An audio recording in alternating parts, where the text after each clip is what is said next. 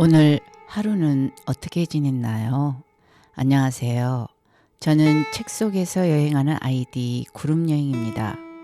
이 시간에 우리가 같이 여행할 글 읽기는 책 제목 라인강의 품 안에서 지은이 우르슬라 헤기. 우르슬라 헤기 독일 뒤셀도르프에서 태어나고 미국으로 이주해서 1967년 결혼하다. 뉴 햄프셔 대학교 학사 석사를 동시에 취득하고 1984년 이혼. 같은 해에 워싱턴 체니에 있는 이스턴 워싱턴 대학에서 조교수로 문해창작, 현대문학을 가르치고 있다. 수상 경력으로는 그녀의 베스트셀링 소설 이 좋은 책으로 선정되고 다수의 상을 수상했다. 본문을 읽어볼게요. 어머니가 나를 가져서 막달에 접어들었을 때 뱃속의 아기는 태동을 멈췄다. 어머니는 그날 아침에 감미로운 음악 소리와 형형색색의 아름다운 새들로 가득한 꿈에서 태어났다. 그리고 사방이 너무나 적막하여 깜짝 놀랐다. 어머니는 나를 가졌을 때와 2년 후 내 남동생을 가졌을 때 태몽을 다시 꾸었다. 그날 아침에 어머니를 상상해 본다. 어머니는 헤드가 자작나무로 된 더블 침대에 혼자 누워있다. 나는 어머니와 함께 방에 있는 아버지를 떠올려 보려 한다. 하지만 아버지는 보이지 않고 어머니가 잠옷을 걷어올린 채로 뱃속의 태아가 움직이기를 기다리며 두 손으로 평평한 배의 여기저기를 문지르는 모습만 보인다. 창문 위에는 바로 어제 어머니가 집 뒤쪽에서 자라는 흰 라일락 관목을 보는 동안 유리에 이마를 기대었던 자국이 남아있다. 14년 후 나는 라일락 꽃의 가지를 몇 개 꺾어 종이에 싸서 어머니가 묻혀있는 공동묘지에 두고 올 것이다. 그런데 그날 아침 어머니는 손으로 배를 문지르면서 아기가 이상이 있는 것 같아 조바심이 났다. 아기가 움직이지 않으니 불길한 생각이 자꾸 떠올라 겁이 덜컥 났다. 어머니는 기다린다. 하지만 어머니의 손바닥에 태아가 움직이는 느낌이 전해지지 않는다. 아가트 수녀님은 알 거야 하고 어머니는 생각한다. 수녀님은 어떻게 해야 할지 알 거야. 수녀님은 어머니가 아기를 가진 후에 줄곧 어머니를 돌보아 왔고 어머니가 이것저것 많이 물어봐도 친절하게 대답해줬다. 어머니가 병원으로 걸어가기 위해 집을 나설 때 학교 1년 선배였던 톨 마이스터 부인은 길 건너 그녀의 집 열린 거실창에 기대어 창문턱에 쿠션을 놓고 그 위에 팔꿈치를 대고 거리를 응시하고 있다. 한 손에 커피 한 잔을 들고 그녀는 하루를 대부분 이런 식으로 보내는데 화장실을 다녀오거나 다 마신 커피를 다시 채울 때에만 잠깐 비우는 식이다. 따스한 돌풍이 어머니의 옷 위로 불어와 어머니의 몸매가 드러난다. 어머니는 키가 크고 배가 위로 볼록 나왔다. 내가 3살이 되면 어머니는 내가 어머니의 심장 바로 아래에서 컸다고 말해줄 것이고 나는 내가 태어날 따뜻하고 밝은 세상을 마음속으로 그려볼 것이다. 어머니의 드레스는 테레지엔 하임까지 5블록을 걸어가는 동안 어머니의 배 위에서 요동친다. 테레지엔 하임은 한쪽 끝에는 수도원이 다른 쪽에는 노인 요양원이 있는 건물이다. 몇 개의 방이 신생아 분만과 별로 급하지 않은 응급 상황에 이용할 수 있도록 준비되어 있다. 가끔 수녀들이 의사에게 자문을 구하지만 그녀들은 업무를 자기들 스스로 처리하고 싶어 한다.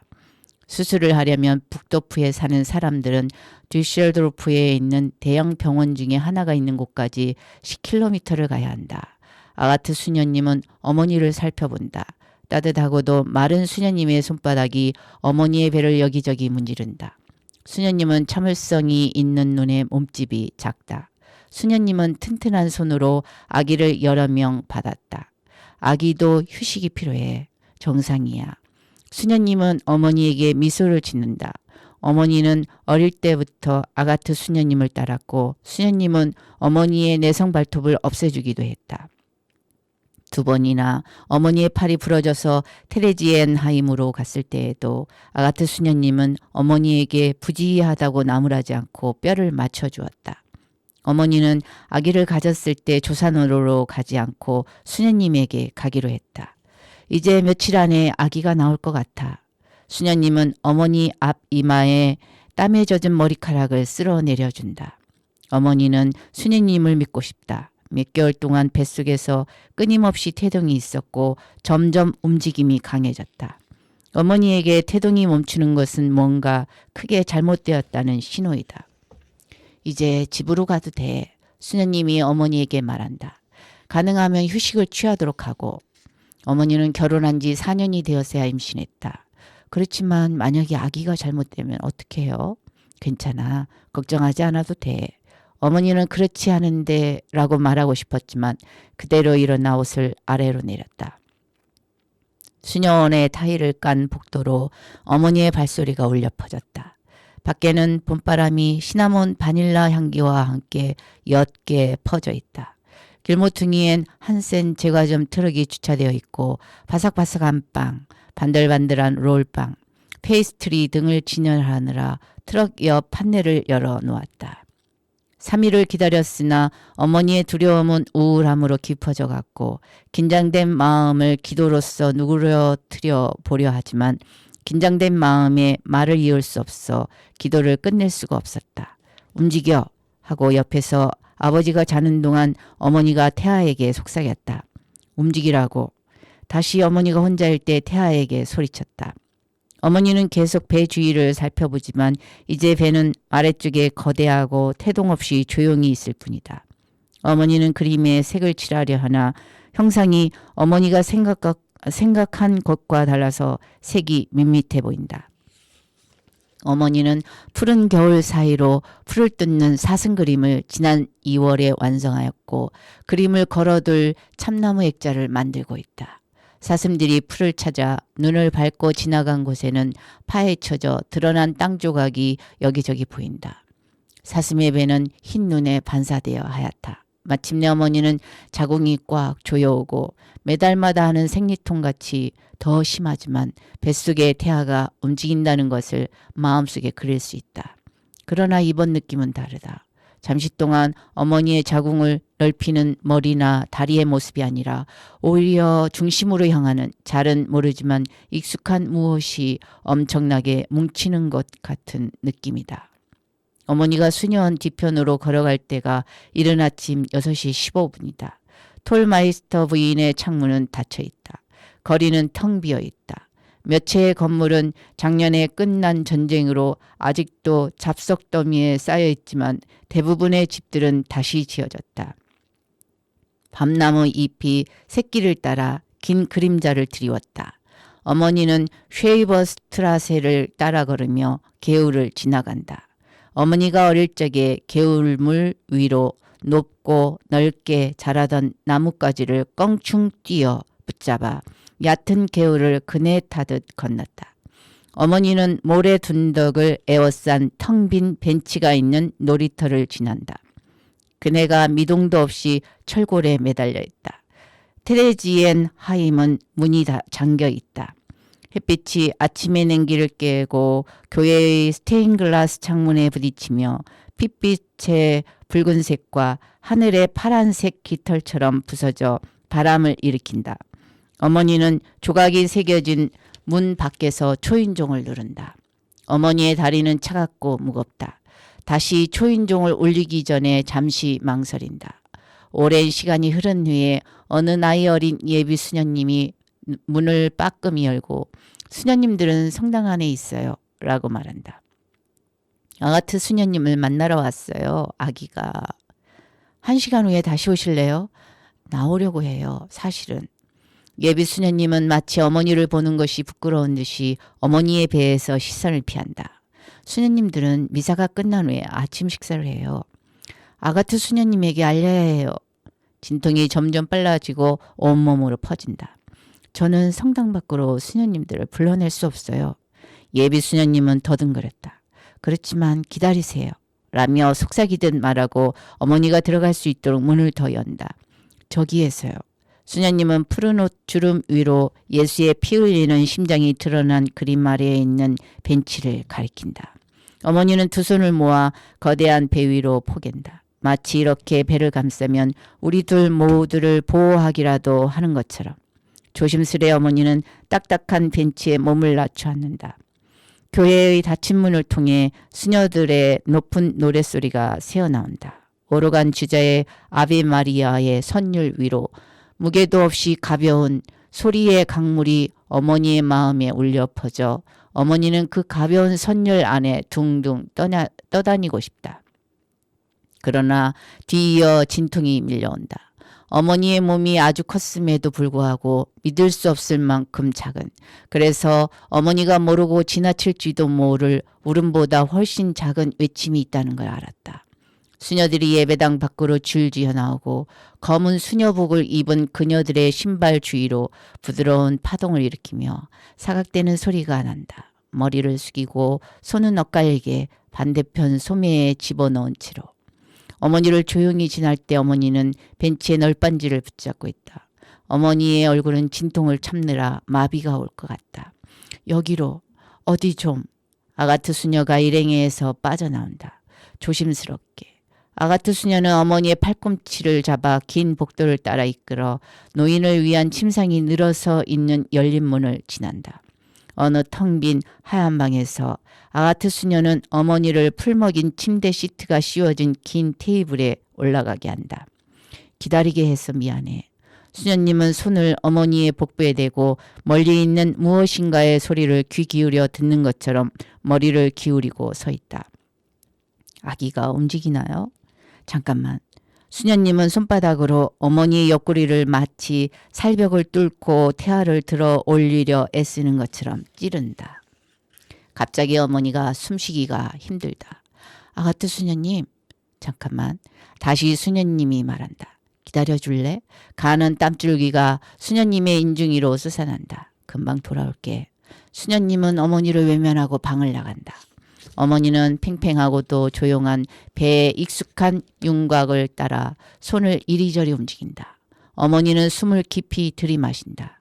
조심스럽게 숨을 내뱉고 또다시 숨을 깊이 들이마시고는 멈춘다. 아가트 수녀님이 돌아올 때 간호사 중 최고참인 인게보그 수녀님을 데려온다. 인게보그 수녀님은 어머니에게 배에서 손을 치우라고 말하고 그곳에 자신의 창백한 손을 올려놓는다. 정적을 캐고 어머니는 의사를 불러요 제발 라고 외친다. 어머니가 이렇게 요구하는 데에는 용기가 필요하다. 어머니는 이 동네에서 자랐다. 학교에서 가르치고 아플 때 보살펴주는 수녀님들과 함께 성장했다. 그들이 기른 여자들과 아이들은 복종에 익숙해졌다. 수녀들은 아가트 수녀님이 어머니를 살펴보고 내려오자 서로를 바라본다. 수녀님은 소매에서 손수건을 꺼내어 어머니의 윗입술을 톡톡 두드린다. 아기는 인게보고 수녀님은 머리를 저으며 너무 늦었어. 아기가 너무 오랫동안 뱃속에 있었어. 어머니는 수녀님이 복부를 만지자 배가 조여지는 것 같다. 팔꿈치를 밀어 몸을 일으키며 아가트 수녀님의 얼굴에서 어떤 신호나 약속을 찾는다. 그러나 수녀님의 눈은 점점 초점이 흐려지고 손가락으로 묵지를 만지작거린다. 아기의 영혼은 이제 주님과 함께 있어. 인게보고 수녀님의 목소리는 차분하다. 확신에 차 있다. 때가 되면 언제든지 죽은 아기가 밖으로 나올 거야. 내 인생 첫 1년 동안 어머니가 나에게 젖을 물릴 때 그 수녀님의 말로 인하여 어머니의 마음속에서 밖으로 뻗치던 분노. 어머니가 침대에서 일어나 방에서 나와 또 걷고 병원에서 나와 한센 제과점 트럭이 주차된 거리까지 걸을 수 있게 용기를 준 분노에 대해 자주 회상할 것이다. 어머니는 트럭기사 마이어 씨에게 트럭의 옆 판자를 닫고 어머니를 산파의 집으로 데려가 달라고 간청했다. 파란색 글자가 새겨진 흰 트럭에는 모닝빵의 신선한 반죽 냄새가 기분 좋게 퍼져 있었다. 엄마는 진통이 계속되면서 숨이 끊어질 것 같은 고통과 함께 아기가 나올 것임을 알았다. 참을 수 없는 분노가 끌어올랐지만 엄마를 버티게 한 유일한 믿음은 엄마가 아기를 낳을 수 있고 게다가 뱃속의 아기는 살아있다는 것이다.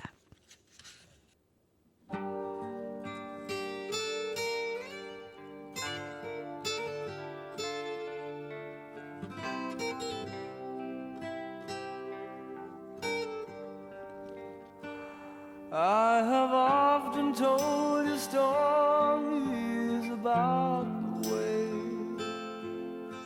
I lived a life of a drifter, waiting for the day when I take your hand and sing you songs, and maybe you would say, come lay with me and love me, and I would surely stay. But I feel I'm growing older,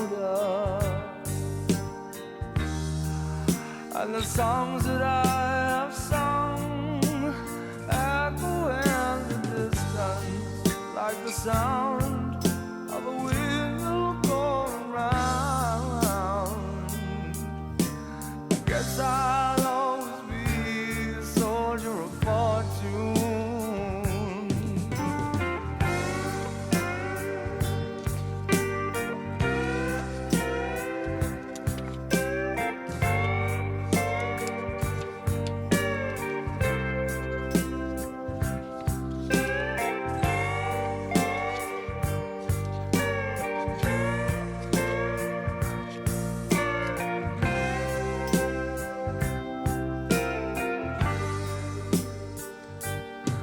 Many times I've been a traveler, look for something new. In days of old, when nights were cold, I wandered without you. Those days I thought my eyes had seen you standing near. Though blindness is confusing, it shows that you're not here. Now I feel I'm growing older, and the songs that I have sung echo in the distance like the sound of a windmill going round. Guess I'll always be a soldier of fortune. I can hear the sound of a windmill going round. Guess I'll always be a soldier of fortune. Guess I'll always be a soldier of fortune.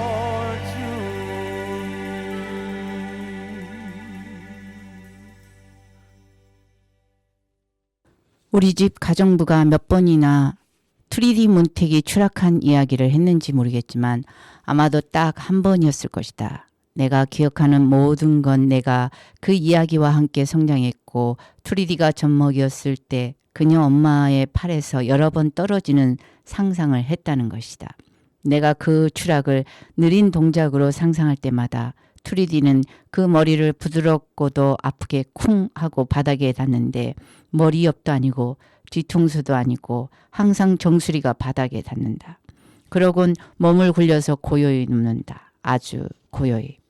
그 사고가 2D의 성장을 막고 3D의 엄마의 온전한 정신을 앗아간 것이라고 나는 믿는다. 2D 엄마는 어린 2D를 만지는 것을 끔찍하게도 싫어했다. 아이를 성마틴 교회 뒤로 숨기려 데려온다. 2D 엄마는 성물 보관소의 아치형 문에 마치 누군가가 그녀의 손바닥을 못 박아 기름을 발라 반들반들한 나무에 뚫어주기를 기다리듯 문 양쪽 끝에 양팔을 벌려 걸쳐놓는다. 신부님이 그녀의 남편을 불러서 문을 꽉 잡고 있는 그녀를 문에서 떼어내 집으로 데려가라 할 것이다. 그러나 그녀의 남편은 단 한순간도 그녀와 같이 있고 싶지 않았다. 그녀는 집에 온 지 얼마 되지 않아 성물 보관소의 문으로 돌아갈 것이었다.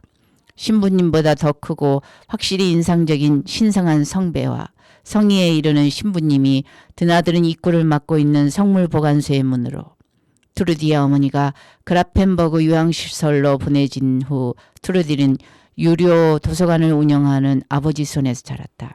그 유료 도서관에서 북도프 주민들은 몇 페니만 내면 연애소설, 미국 서부의 책, 간호사와 의사의 로맨스 소설, 미스터리와 전쟁 소설, 교회 도서관이 그 표지조차 가지고 있기를 거부하는 책들을 빌려볼 수 있었다. 서고 사이에서 아이들은 인형을 가지고 놀았는데 인형의 머리와 나머지 부분에도 모양과 균형이 잘 잡혔다. 손님들은 가끔 인형을 일으켜 세우고 인형의 은발 머리를 톡 치고는 인형의 머리컬이 예쁘다는 등 이야기를 하면서 인형의 어깨 너머로 트루디의 아버지에게 속삭였다. 가여운 미물 같으니라고. 내가 12살이 될 무렵 트루디는 유료 도서관을 상속받았다. 그녀는 40대 초반이었으나 키가 120cm보다 작았다. 어깨는 넓고 머리는 너무 컸다. 나는 그녀가 소녀였을 때를 상상해 보았다. 그녀는 10에서 11살이 될 때까지 성장했다. 그녀의 머리 윗부분 어딘가는 그녀의 엄마가 그녀를 떨어뜨려서 딱 붙었는데 그녀의 몸 내부는 성장을 계속했다. 몸이 밖으로 성장하지 않으면 어디로 갈 수 있을까? 얼굴 안으로, 어깨로, 엉덩이로, 수평으로, 다리로, 손가락으로.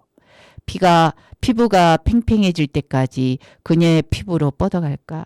그녀는 모르는 게 없었다. 어떤 일이라도 일어나게 되면 그녀는 닫힌 문 뒤에서 무슨 일이 일어났는지를 추측하는 비상한 능력을 갖췄다. 그녀는 이러한 통찰력으로 각색해서 만든 이야기를 마을에 퍼뜨렸다. 뉴스 배달자. 좋은 소식이건 나쁜 소식이건 뉴스 배달자로서 그녀는 북도프 거리를 옷자 다리로 걸어 다녔다. 줄무늬로 된 집안에서나 입는 실내복에 늘어진 목둘레를 잘 여며지지도 않은 채 그 위에 카디건을 입고 다니며 그녀는 사람들은 정말 예쁜 여자들을 유심히 본다는 착각을 하고 다니는 것이다. 우연히 그녀를 마주칠 때마다 그녀는 사람들에게 다정한 호기심을 보였다. 그러나 그들 쪽으로 다가오는 그녀를 보면 사람들은 최악을 예상했다. 심지어 좋은 소식이 있어도 그녀를 보는 순간 가슴이 철렁하여 좋은 소식을 기대하지 않았다. 겉으로는 북도프는 미덕을 대단히 귀중하게 여기는 마을이었으나 그 이면에는 온갖 범죄가 은폐되었다. 그곳은 많은 어른들이 인생에 완전히 실패한 후에 적당히 한 목숨을 연명하는 가식으로 가득한 마을이었다. 그리고는 서로 속이고 존경과 거치장으로 포장해주는 마을이었다. 바이어 사제는 셀 수 없이 많은 고해성사를 듣고 그 죄를 사면해 줌으로써 눈속임할 수 있으리라 믿었지만 트루디는 마을 사람들이 죄를 잊어버리도록 내버려 두지 않았다. 트루디는 매일 정오에 성 마틴 성당에 종이 울리면 2시간 동안 유료 도서관의 문을 닫는다. 덴마크 치즈와 토마토 조각을 곁들인 검은 빵을 먹고 마을의 아침 소식을 전하러 읍내로 출발한다. 보도를 활보하며 그녀에게 정보를 풍부하게 제공하고 퍼뜨리기도 하는 몇 군데를 전략적으로 훑고 지나간다. 베커 식료품점, 산파의 집, 톨마이스터 부인의 창문을 기웃거리고 안톤 이모스 씨의 정육점, 한센 제과점 트럭 등을 마치 고대 상인들처럼 그녀의 소식통으로부터 한 조각의 소식을 얻어낼 때까지 서로 소식을 주고받는 것이다. 우리 집 가정부 브라커 부인은 트루디가 못마땅해 하는 소식통 중에 하나였다. 부인은 모든 소식을 줄곧 아는 체 하기를 좋아했다. 브라커 부인은 꽤 많은 분량의 지역 뉴스를 얻는 것에 짜증이 났지만 그래도 트루디가 그녀를 따돌린다면 불행했을 것이다. 어머니는 소문이 추잡하다고 생각하는 분이었고 그래서 브라커 부인을 싫어하게 되었다고 했다. 그녀의 유로 도서관에서 트루디는 내게 말했다.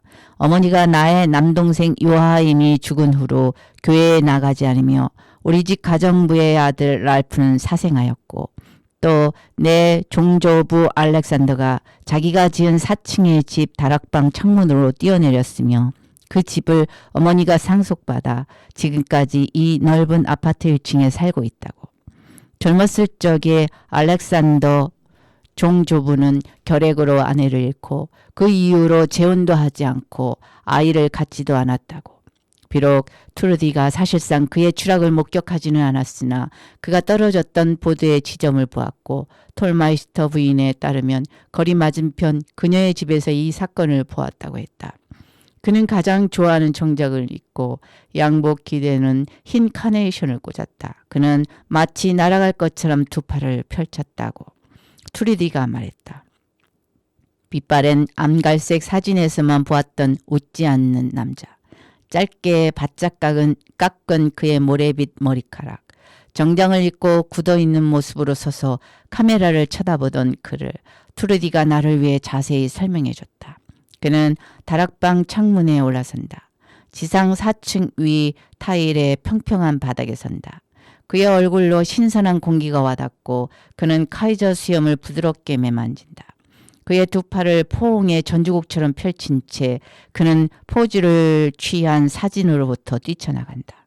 내가 증조부의 자살에 대해 물었을 때 아버지는 네가 크면 결국 말해주려 했었다. 그 일은 네가 태어나기 훨씬 전에 일어났어. 트루디 몬택이 너에게 말할 자격이 없고 네가 그녀와 이런 쓰레기 같은 책들을 멀리하면 좋겠구나 라고 말했다. 의료 도서관 앞에는 오래된 밤나무가 서 있었다. 밤꽃이 피는 봄에는 밤나무가 어마어마한 양초 향기를 내뿜었다. 나는 나무 둥치에 몸을 숙이고 도서관에 들어가기 전에 아버지가 나를 보고 있지 않은지 확인하려고 거리를 훑어보았다. 도서관 뒤에 있는 주방은 큰 금붕어 수족관과 파란색 벨벳 소파가 있는 거실로 이어졌다. 내가 소파 위 트루디 몬택의 옆에 앉으면 그녀의 체중으로 만들어진 경사를 따라 그녀에게 몸이 기울어진다. 그녀는 사진 대신 거실벽에 거울을 달았는데 여러 가지 모양의 화려한 프레임으로 된 작은 거울들이었다. 나 말고 다른 손님이 없을 때 그녀는 가끔 들장미 열매차를 끓여줬고 우리는 뜨겁고도 달콤한 차를 홀짝홀짝 마셨다. 나는 벨벳 천 소파에 머리를 기대고 그녀의 이야기를 귀담아 들었다. 그녀의 이야기는 대충 이러했다. 그녀의 숙모 헬렌이 여기를 떠나 미국으로 이민 가서 아이를 낳다가 2명의 전 부인이 죽은 어떤 남자와 결혼한 이야기. 또 북토프에 거의 2000년 전에 행진해온 로마인들의 이야기. 늙은 안토니 적자 생존의 원리를 확인시키듯 제비꽃 화분을 희생시켰다는 이야기. 또 산파가 12년 전에 갑자기 갓난아기와 함께 나타났는데 아무도 그녀가 임신한 모습을 못 봤다든지. 또 우리 마을 읍내에 머물던 나폴레옹의 이야기. 가스물새의 알만한 크기의 부테그 하이트 부인의 신장결석 이야기. 한때 스턴버그에 살았던 기사들에 대한 이야기. 성당 근처에 있는 바로크식 탑이 있는 어느 작은 성에 관한 이야기 등이다. 어머니는 스턴버그를 여러 번 그렸다. 그곳은 원래 도개교를 가진 요새였다. 그러나 수백 년 전에 요새가 밀밭이 있는 농장으로 변했고 흰 암소들이 양지에서 풀을 뜯는 목장이 되었다. 해자는 아직 거기에 있었고 더러운 물로 가득 차 있었다. 밝은 초록색 이끼가 포플러 나무 등지에 돋아나 있었고 해자 둘레의 더러운 길과 경계를 이루고 있었다. 그곳은 초록 노랑 애벌레를 잡기에 좋은 곳이었다. 가끔 트루디는 반들반들한 마분지로 오려낸 골동품 종이 인형을 도서관에서 가져왔다. 종이 인형은 종이로 오려낸 여러 가지 인형 옷을 궁둥이나 어깨 끝에 달린 고리끈에 걸어 고정했다. 인형 옷은 공들여 만든 모자, 무도의 가운, 그리고 유행진한 수영복 등이 있었다. 종이 인형의 옷을 바꾸면 순식간에 인형의 모습이 달라졌다. 종이로 만든 인형 몸체 위에서 알록달록한 옷을 입히는 것이다. 그리고 종이 옷은 모두 구식이거나 낭만적이었다. 나도 연애란 걸 해봤어. 어느 날 오후 트루디가 금방 종이 인형의 어깨까지 내려와 있는 분홍색 무도복을 축혀올리며 말했다. 15년 전이었어. 그는 나보다 약간 나이가 많았고 검은 머리와 콧수염을 하고 있었어. 나는 그를 부언마이어 시인의 농장 근처 뚝에서 만났어. 오늘 여름날 저녁 어둡기 전이었어. 그녀가 나를 바라보았다. 마치 방파제에 있는 자신을 보는 것처럼 그녀의 둥근 얼굴에 잔잔한 일렁임이 있었다. 랩년 드레스를 입고 있는 모습이 그녀를 더 커 보이게 했다. 결혼할 수도 있었는데 라고 그녀는 말했고 나는 왜 결혼하지 않았냐고 물어볼 용기가 없었다. 왜냐하면 나는 브라커 부인으로부터 다른 이야기를 들었기 때문이다. 그녀에 따르면 트루디는 강간당하거나 살해당할 뻔했지만 결혼은 하지 않았다는 것이다. 트루디는 가끔 저녁에 라인강까지 걸어가며 물가에 앉아있곤 했다. 강물이 흘러가는 걸 보며 뭐라 딱히 말할 수 없는 그 무엇인가를 기다렸다. 그녀는 모기처럼 쏜살같이 물 위를 나는 제비를 보았다. 다시 날아오기 전에 물표면을 살짝 치며 나는 제비의 모습을 보며 그녀도 저 제비들처럼 가벼우면 좋을 텐데 하고 생각했다. 트루디가 9시까지 집에 오지 않으면 그녀의 아버지가 부원 마이어 농장을 나와서 자전거를 타고 올라와 딸의 이름을 불렀다. 그러나 그날 저녁 그녀의 아버지가 늦게 왔다. 라인강 건너편 뚝은 이미 땅거미가 지기 시작했다. 나무와 감목들은 낮보다 더 어두운 모양을 띠고 있었고 화물 수송차들이 안개에 의해 잠잠해진 요정들처럼 천천히 움직였다. 바로 직전까지 그녀는 그 이름들을 브라보포, 엔트위펜 비르색, 안티고네, 만하임, 발레리나를 알아볼 수 있었다. 그러나 이제 빛은 사라져 그 겉모양만 보일 뿐 어느 화물차들은 그 겉모습이 물 아래로 비치고 다른 화물차들은 화물이 아예 없는 것처럼 흐려 보였다. 반달이 지나 통통해진 달이 구름 위로 나오고 마치 강물의 본류는 북쪽으로 흐르는 데 반해 제방 근처의 강물은 남쪽으로 흐르는 듯했다. 두 개의 강물이 만나는 곳에서 은빛선이 달빛 아래에서 반짝이다가 여기저기 돌아다니다가 한 군데에 우뚝 멈추기를 반복했다. 여기서 뭘 하는 겁니까? 어떤 키 큰 남자가 자전거를 바위 위에 휙 기대어 놓고 마치 그 둘이 거기에서 만나기로 한 듯 그녀에게 걸어왔다. 그의 얼굴은 갸름했고 피부는 볕에 그을렸다. 그는 읍내에 있는 남자들보다 길고 어두운 색의 머리카락을 가지고 있었다. 그녀의 대답을 기다리지 않고 그는 물었다. 여기서 수영할 수 있어? 그녀는 고개를 끄덕이며 의자에 앉아서 등을 곧게 폈으므로 키가 더 커 보였다. 그가 그녀의 맞은편에 있는 바위에 앉자 그녀는 확신했다. 그는 그녀가 보았던 중에서 가장 매력 있는 남자이고 이것은 설명할 수 없는 필연에 이끌려 이 강에 홀로 와서 그렇게 오랜 세월을 기다렸던 바로 그 순간이 갑자기 그녀에게 온 것이라고. 여기에서 수영합니까? 그는 물었다. 이따금씩요. 위험하지 않나요? 깊은 물에 가지 않는다면요. 트루디는 그가 어디에서 왔는지 이곳을 떠난 후에는 어디로 갈 것인지 묻고 싶었다. 나와 같이 수영하겠어? 그의 음성은 부드러웠다. 수영복이 없는데요. 나도 없어. 거리낄 것도 없잖소. 여긴 아무도 없으니까요. 그는 그녀에게 미소 지었다. 당신이 있잖소. 그녀는 자신의 넓은 허벅지와 엉덩이를 가려주는 치마를 내려다봤다. 부드러운 바람이 강 쪽으로부터 불어와 그녀의 어깨에 있는 숱도 없는 머리카락을 들어올려 뒷목을 시원하게 했다. 두 개의 양쪽 옆을 따라 강물은 돌들을 고요한 띠처럼 건드리고 강물의 가장자리는 끊임없이 끓어오르듯이 한꺼번에 여러 방향으로 요동치는 것 같았다. 당신의 머릿결이 좋소. 말은 많이 하지 않았지만 목소리가 좋소. 그가 말했다. 아직은 많이 하지 않았죠. 그가 고개를 끄덕였다. 마치 그가 앞으로 오랫동안 많은 이야기를 할 것을 약속하듯이. 그리고 그녀의 눈을 그녀 일생의 처음으로 그녀가 아름답다고 느낄 때까지 들여다 보았다.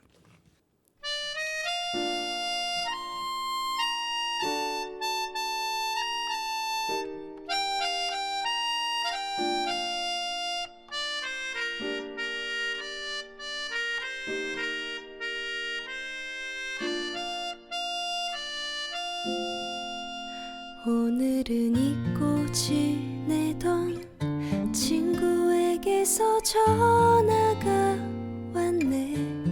내일이면 멀리 떠나간다고.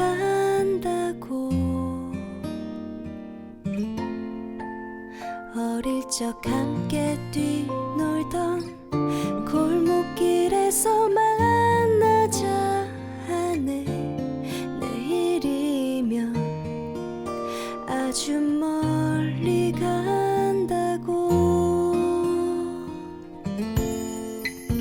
덜컹거리는 전철을 타고 찾아가는 그 길, 우린 얼마나 많은 것을 잊고 살아가는지. 어릴 적 넓게만 보이던 좁은 골목길에 다정한 옛 친구 나를 반겨 달려오는데.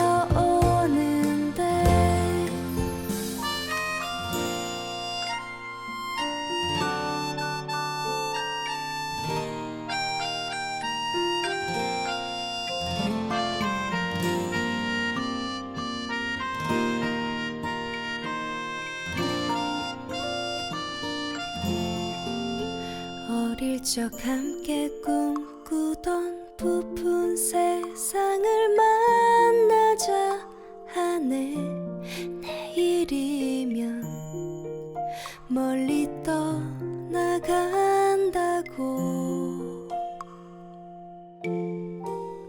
언젠간 돌아오는 날 활짝 웃으며 만나자 하네. 내일이면 아주 멀리 간다고. 덜컹거리는 전철을 타고 찾아가는 그 길, 우린 얼마나 많은 것을 잊고 살아가는지. 어릴 적 넓게만 보이던 좁은 골목길에 다정한 옛 친구 나를 반겨 달려오는데.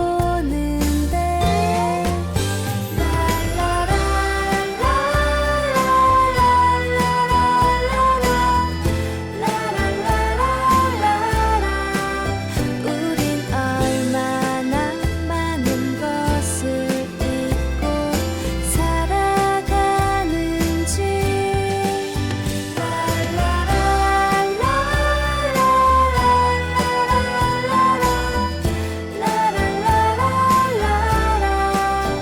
우린 얼마나 많은 것을 잊고 살아가는지.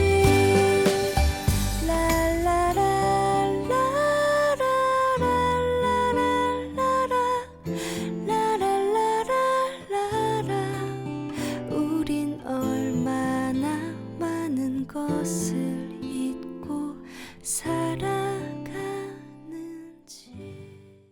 트루디는 라인강에서 매주 금요일 토요일 밤 여름 동안 운행하는 흰색 유람선 위에서 배 양켠에 등불을 밝히고 좋아하는 음악을 낮게 깔고 뚝방길을 따라 그와 춤추는 자신의 모습을 상상해 보았다.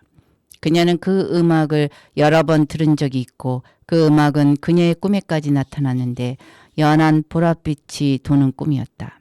나와 함께 수영하겠소? 그는 다시 물어왔다. 그녀는 미소를 지었다. 그의 물음이 마치 나와 함께 춤추겠소? 라는 걸 알고 빨리 해요. 어서. 그녀는 말했다. 그 남자는 한 손을 올려 마치 목류병자들이 꿈의 조각들을 쓸어 없애듯이 멜빵을 어깨에서 잡아당겼다. 내 옷과 자전거를 좀 지켜봐 주겠소? 네. 그녀는 가볍고 키가 크고 유연한 느낌으로 말했다. 그의 가슴은 햇볕에 그을렸으며 부드러웠다. 그가 벨트를 벗을 때 그녀는 다른 곳을 보지 않고 마치 전에도 벌거벗은 남자를 본 적이 있는 것처럼 행동했다. 그리고 멀리서 아버지가 그녀의 이름을 부르는 것을 들을 때까지 계속 그를 쳐다보고 있었다. 안 돼요. 라고 그 남자가 그의 옷을 재빨리 입고 자전거로 뛰어 올라가 탈 때 낮은 소리로 말했다. 안 된다고. 그녀는 강둑에서 벌거벗은 남자가 훤히 보이는 곳에 있었지. 브라커 부인이 내게 말했다. 우리는 주방 식탁에 앉아 거품낸 크림을 얹은 그녀가 만든 따뜻한 복숭아 파이 큰 조각을 먹고 있었다. 그녀는 단지 그의 옷을 지켜보고 있을 뿐이었어. 정말 그렇게 믿어 한나? 나는 고개를 끄덕였다. 만약 그녀의 아버지가 그 남자를 쫓아내려 일찍 오지 않았다면 그는 다른 남자들과 달랐어. 나는 재빨리 말했다. 그녀는 웃으며 눈을 가늘게 뜨고 나를 보았다. 그럼 그가 어떤 사람이었는데요? 그녀를 제대로 본 어떤 사람. 그녀를 특별하다고 본 사람. 내 생각에 부인은 어머니가 다가오는 발자국 소리를 듣고 말을 멈췄다. 어머니 손에는 온통 그린 물감이 묻어 있었다. 어머니는 위층 작업실에 보관해 두었던 아버지의 낡은 셔츠를 입었다. 어머니가 피우는 시가의 연기는 손목을 돌돌 감아 올랐다. 트루디의 아버지가 그날 저녁에 딸이 스스로 선택할 수 있게 했다면 훨씬 현명한 일이었을 텐데. 어머니가 브라커 부인에게 재미있다는 표정을 보이며 말했다. 하지만 브라커 부인은 어머니에게 파이 한 조각을 잘라주면서 고개를 저었다. 하나님은 그때 무슨 일이 일어났는지 알겠지. 부인은 말했다. 트루디에게 많은 일이 일어나지는 않았다. 적어도 우리 동네에서 그녀 세대의 여자들에게 일어날 흔한 일은 생기지 않았다. 성 마틴 성당에서 결혼식은 없었다. 매일 저녁마다 그녀의 집으로 오는 남편은 없었다. 짧은 세월이 남아 그녀의 두 손에서 키워진 아이도 없었다. 그러나 그 강에서의 연애 사건과 그 잠깐의 만남을 가슴속에 간직한 용기와 그걸 수년간 그녀의 마음속에 키우는 동안 다른 사람들의 삶은 무르익고 모양을 갖추어 나갔다. 어느 여름에 나는 어른이 되어 북도프의 강 옆에서 두 개의 젖은 바위 사이 틈새에서 반짝이는 빨간색 조약돌을 발견했다. 내 손에서 돌은 말라서 갈색으로 변했다. 흔한 돌로. 그런데 나는 그곳에서 아직도 빛을 내는 약속이 숨어 있는 것을 느꼈다. 내 엄지손가락으로 그 단조로운 돌의 표면을 문지르면서 나는 트루디 몬텍을 생각했다. 파란색 벨벳 소파에 그녀 옆에 앉아 있었던 것을, 달콤한 맛의 로즈잎 차를, 그 아침을 기억했다. 그리 오래지 않은 어느 아침에 내가 난간이 있는 침대에서 내 아들을 들어올리려 내 몸을 굽혔을 때 갑자기 트루디 몬텍이 떨어지던, 그녀의 엄마의 팔에서 천천히 떨어지는 모습을 보는 듯한 두려움에 사로잡혔다. 내가 아들을 내 팔에 안아보려 하기 전에 잠시 나는 얼어붙은 채로 서 있었다. 바로 그때에서야 나는 트루디 몬텍의 신체 장애가 추락과는 상관없다는 것을 알게 되었다.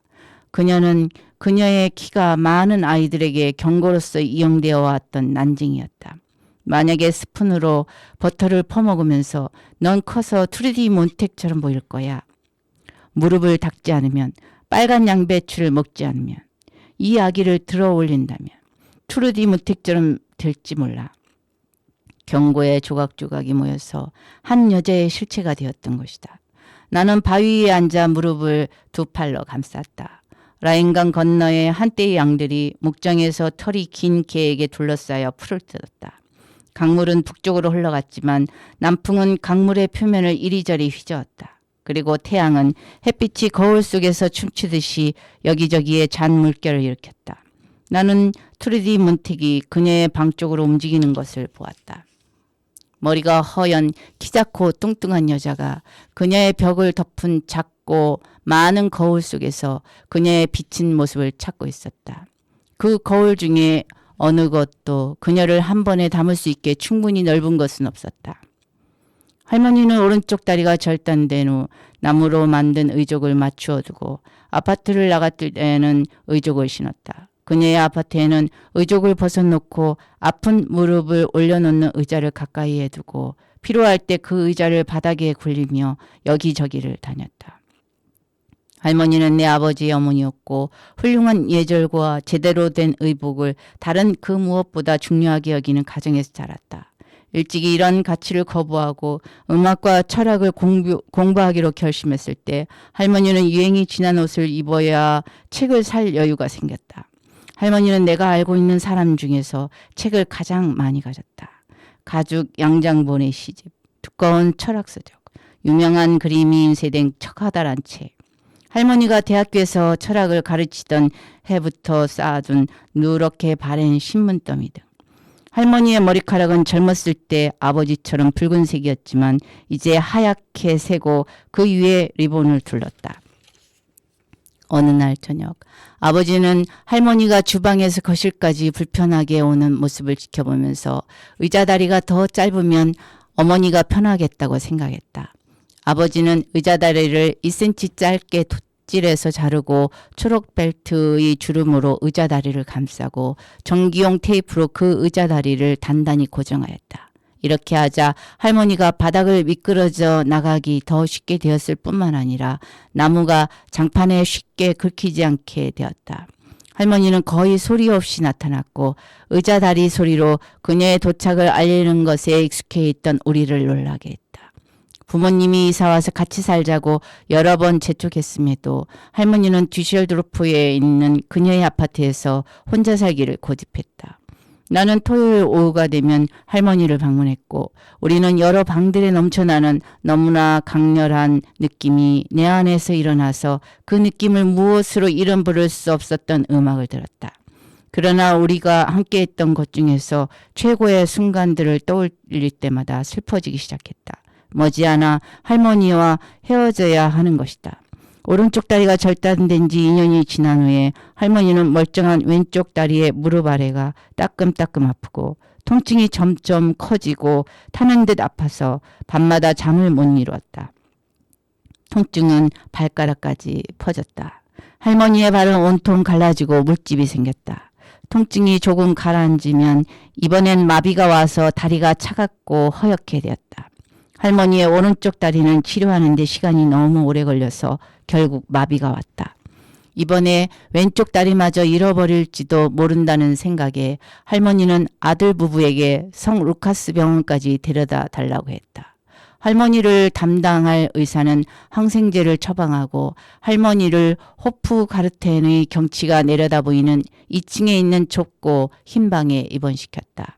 그러나 할머니는 너무나 아파서 창 밖을 보거나 백조와 오리들이 있는 연못을 지켜보거나 공원을 따라 이어진 오솔길에 줄지어 선 나무를 따라 자전거 타는 아이들을 볼 수도 없었다. 어느 아침엔가 어머니가 할머니를 방문했을 때 할머니는 5장의 담요를 덮고 누워 있었다. 그러나 몸은 추위로 떨고 있었다. 아버지는 마지막 치과 진료를 하고 나서 늦은 오후에 도착해 할머니의 침대 모서리에 앉았다. 10월에 비 오던 어느 날 아버지는 하루 일과를 일찍 마치고 할머니와 함께 보내려고 병원에 갔다. 아버지는 한쪽 손을 할머니의 창백한 얼굴에 올려놓았다. 그녀의 흰 머리는 숱이 너무 많이 없어져 머리 속살이 드러나기 시작했다. 그녀의 손가락은 겹겹이 쌓인 담요 위에서 파르르 떨렸다. 평생 동안 아버지가 보아온 어머니는 강인한 모습이었다. 할아버지가 맹장파열로 젊은 나이에 세상을 떠난 뒤 할머니는 아버지와 고모를 혼자 키워냈다. 아버지는 눈을 반짝이며 상체를 구부려 할머니의 메마른 볼에 입술을 댔다. 할머니는 마치 자신의 나약함이 부끄러운 듯 아들에게서 시선을 멀리했다. 창밖으로 나무들이 잿빛 하늘을 배경으로 휑하니 서 있었다. 1941년 바로 그 목요일에도 날씨가 그랬다. 거의 17년 전에 할머니의 학생들 중 한 명이 아버지에게 전화를 걸어 할머니가 철학 수업을 하던 중에 체포되었다는 소식을 전했다. 그녀는 2번이나 경고를 받았으나 제3국 즉 나치 독일의 견해에 그녀의 강의를 적용하기를 거부했다. 4달 후에 그녀는 사상이 반역적이라고 당국에 의해 평가된 다른 독일의 지식인들과 함께 수감되었던 교도소에서 돌아왔지만 대학 강단에서 강제로 쫓겨났다. 아버지가 할머니의 병실을 나갔고 주치의가 복도에서 그를 향해 걸어왔다. 눈 주위의 피부는 주름이 없어 팽팽했지만 그의 얼굴은 턱 위로 굵고 깊은 주름이 자리 잡았다. 어머니는 잘 견디고 계십니다. 좋아지고 계시나요? 약간요. 의사의 눈은 회색빛을 띠고 있었으며 촉촉하게 젖어 있었다. 아무래도 장례식에 대해 생각해 봐야 될 것 같아요. 안 됩니다. 아버지는 말했다. 안 돼요. 환자는 편찮으시고 매우 위중하십니다. 어머니는 두려우실 겁니다. 의사는 고개를 바로 저었다. 비록 절단을 결정하더라도 아마 살아서 여기를 나가실지 의문입니다. 아버지는 의사로부터 몸을 돌리더니 할머니의 병실로 되돌아갔다. 재빠르게 할머니를 덮은 담요를 개더니 침대에서 할머니를 안아 올렸다.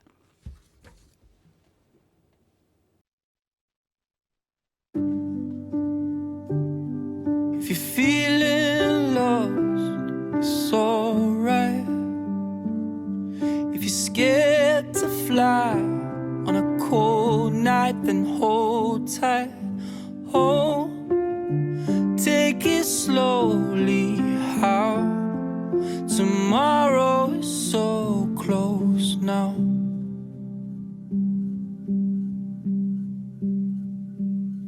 When you're looking in the mirror and you can't see the love that's in the shadows around you, waiting to pick you up. And you are not alone. You are not alone. If you're looking for a reason to fight, a simple act of kindness can save somebody's life. And you are not alone. You are not alone. If you're needing a friend to lean on, if the world is turning, you're not strong, just keep on. Oh, take it slowly. How tomorrow is so close now.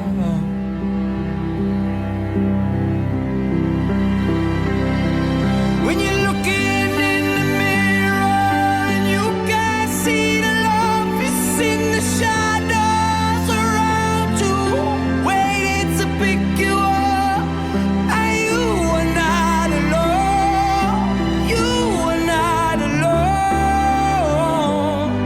If you're looking for a reason to fight, a simple act of kindness can save somebody's life. And you are not alone. You are not alone.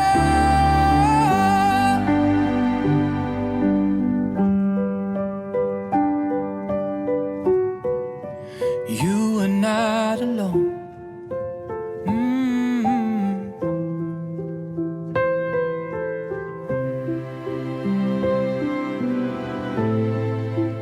You are not alone.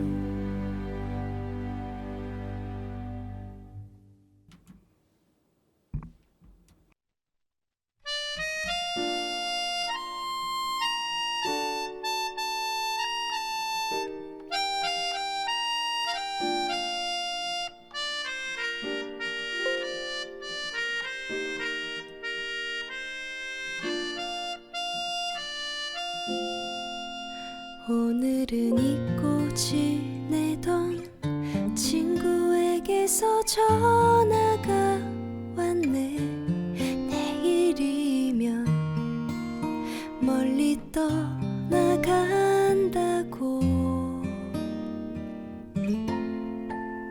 어릴 적 함께 뛰놀던 골목길에서 만나자 하네. 내일이면 아주 멀리 간다고.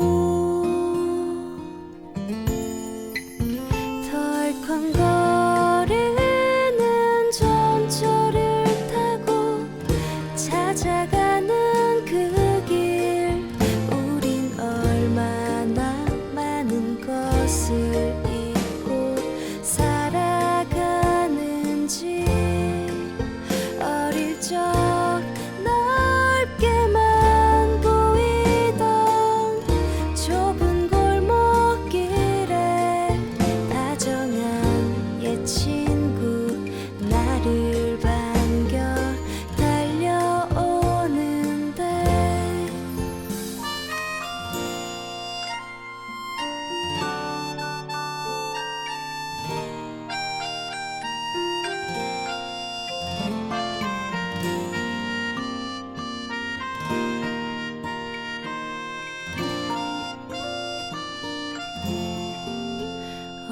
적 함께 꿈꾸던 부푼 세상을 만나자 하네.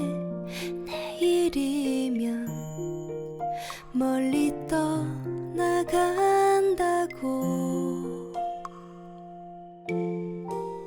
언젠간 돌아오는 날 활짝 웃으며 만나자 하네.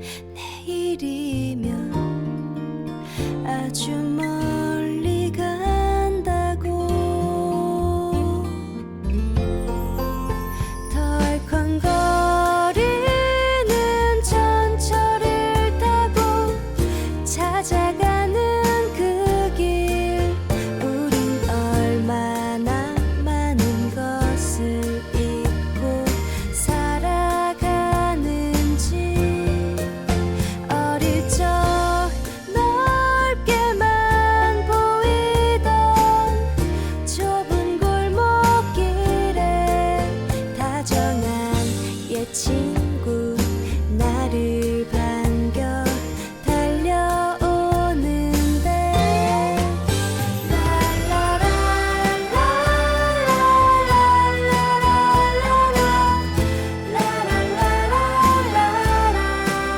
우린 얼마나 많은 것을 잊고 살아가는지.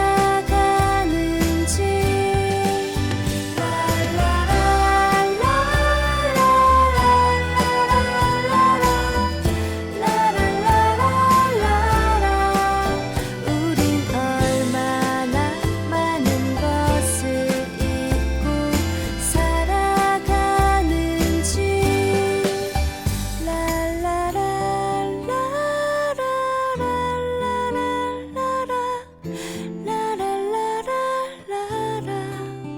우린 얼마나 많은 것을 잊고 살아가는지. 책 제목 라인강의 품 안에서. 지은이 우르슬라 핵이. 오늘의 글읽기 여행은 어땠나요? 다른 날의 또 다른 구름 여행을 기대하며 이제 몽글몽글 뭉게구름에서 내려오겠습니다. 저는 부 캐릭터 구름 여행이었습니다.